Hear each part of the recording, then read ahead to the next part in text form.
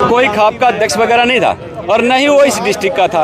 वो कहीं न कहीं किसी षड्यंत्र के तहत, सरकार की योजना के तहत वो व्यक्ति करनाल में आया और करनाल में आकर के परम पूज्य बाबा साहब अम्बेडकर जी के बारे में अनगरल बयानबाजी करी, आपत्तिजनक टिप्पणी करी। वो जिसको भी बता रहा था कि ये संविधान निर्माता है वो बाबा साहब के सहयोगी हो सकते हैं, क्योंकि 250 लोगों की कमेटी बनी थी, संविधान निर्माण कमेटी 250 लोगों की थी।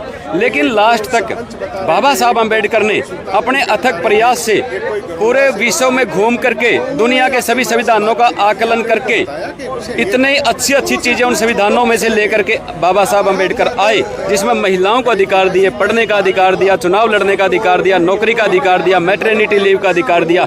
बाबा साहब अम्बेडकर ने महिलाओं को मुख्यमंत्री, प्रधानमंत्री बनने का अधिकार दिया, किसानों को अधिकार दिए, किसान क्रेडिट कार्ड बनाते हैं, ट्रैक्टर खरीदते हैं, जमीन कुड़की ना हो, ये बाबा साहब अम्बेडकर संविधान में लिख के गए। इतना सुंदर संविधान, गरीब का बच्चा पढ़ के, नरेंद्र मोदी भी आज प्रधानमंत्री है तो बाबा साहब अम्बेडकर की देन है, इंदिरा गांधी प्रधानमंत्री तो बाबा साहब अम्बेडकर की देन है। इतना सुंदर संविधान वर्ल्ड में कहीं नहीं है। इस देश के अंदर लोकतंत्र है संविधान की वजह से। तो इस पर टिप्पणी करना कहीं न कहीं राजनीतिक षड्यंत्र की बू आती है और मैं कोई गुरेज नहीं मुझे। अगर हरियाणा में इस तरह का माहौल बनाने का किसी ने काम किया तो तथाकथित राजनीतिक संत मनोहर लाल खट्टर ने किया, क्योंकि सबसे पहली स्टेटमेंट उसी की थी कि बाबा साहब अम्बेडकर अकेले नहीं थे संविधान निर्माता, हजारों लोगों ने काम किया, पता नहीं क्या क्या अनाप शनाप उन्होंने बयानबाजी की। तो मैं इसको कंडम करता हूं और मैं प्रशासन और सरकार से अनुरोध करता हूं इस बारे में सख्त कानून बनाए।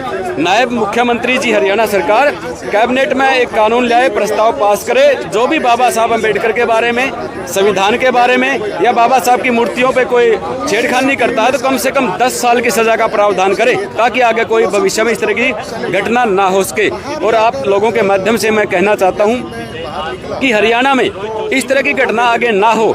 हम कोई न कोई ऐसी साझी एक जिसमें सर्व समाज के लोग हों, समझाने का काम करेंगे कि भाई इस तरह की चीज़ें नहीं करते। हरियाणा पहले भी बीजेपी के राज में 2 बार जल चुका है, आगे तीसरी बार हम जलने नहीं देंगे।